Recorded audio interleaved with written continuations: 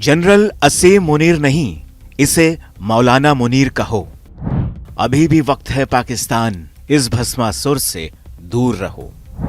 मुनीर ही है पहलगाम हमले का मास्टरमाइंड। बड़बोले मुनीर ने पाक को झोंका बर्बादी की आग में। मुनीर की जुबान से निकला जहर पूरे पाकिस्तान को डस गया इस कदर।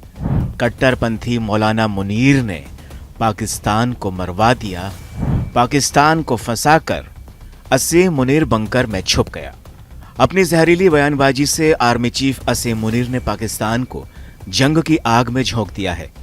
ऐसा पहली दफे हो रहा है कि पाकिस्तान की सरकार और अवाम भारत से जंग नहीं चाहती, क्योंकि दोनों को अंजाम का एहसास है। लेकिन इस कट्टरपंथी मौलाना मुनीर ने अपनी निजी महत्वाकांक्षा के चलते पाकिस्तान को भारत के सामने निवाला बना दिया है। आपको याद होगा कि पहलगाम आतंकी हमले से ठीक एक हफ्ते पहले पाकिस्तान के इस सेना प्रमुख असीम मुनीर ने ही भारत के खिलाफ भड़काऊ बयानबाजी की थी। माना जा रहा है कि कश्मीर में हुए आतंकी हमले के पीछे असीम मुनीर का ही खेल था, क्योंकि असीम मुनीर को अपनी सत्ता बचानी थी।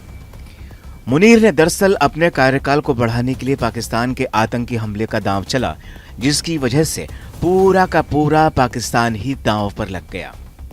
पहलगाम आतंकी हमले में 26 लोगों की मौत का जिम्मेदार द रेसिस्टेंस फ्रंट नाम का आतंकी संगठन है, जो कि लश्कर तैयबा से जुड़ा हुआ है।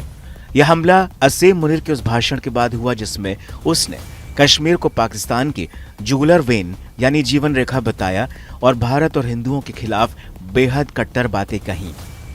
इसी बयान के बाद आतंकियों को उकसावा मिला। मुनीर ने यह भाषण ओवरसीज पाकिस्तानियों के एक सम्मेलन में दिया था। ये लोग आमतौर पर इमरान खान के समर्थक माने जाते हैं, जो कि सेना से बहुत नाराज हैं। वैसे भी इमरान खान आज जो जेल में है, उसके पीछे जो वजह है वो सिर्फ और सिर्फ असीम मुनीर है, क्योंकि इमरान खान असीम मुनीर को कतई नहीं चाहते थे और उसी बात का बदला असीम मुनीर ने इमरान खान से लिया है। इसीलिए मुनीर ने भारत विरोध और धार्मिक कट्टरता का सहारा लेकर ओवरसीज पाकिस्तानियों को अपने पक्ष में लाने की कोशिश की, लेकिन उसका यह दांव उल्टा पड़ गया, क्योंकि पाकिस्तान की आम जनता इस बार सेना के साथ खड़ी नहीं दिख रही है। पाकिस्तान के तमाम एक्सपर्ट एक सुर में असीम मुनीर को उसके कट्टरपंथी रवैये की वजह से गरिया रहे हैं, कोस रहे हैं।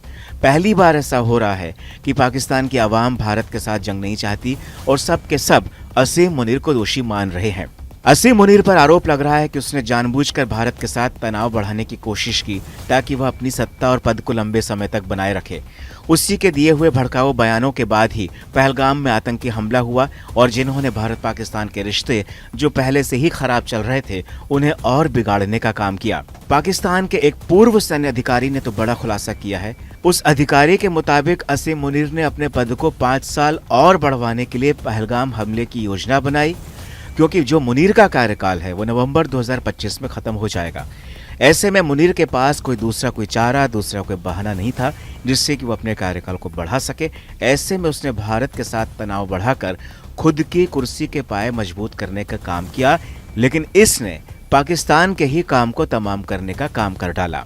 और अब जब मुनीर ने पूरे पाकिस्तान को भारत के साथ जंग में झोंक दिया, तो खुद बंकर में जा छिपा है। कई दिनों से मुनीर लापता है। ये तक चर्चा है कि मुनीर पाकिस्तान छोड़कर भाग गया, मुनीर अंडरग्राउंड हो गया। लेकिन अब मुनीर लापता हो या फिर उसके होश फाख्ता हो, एक बार मुनीर के तरकश से जो जहरीले तीर भारत के लिए निकले वो वापस नहीं हो सकते। ऐसे में अब मुनीर का हिसाब भी भारत करेगा, भले ही उसकी आंच में पाकिस्तान क्यों ना झुलसे।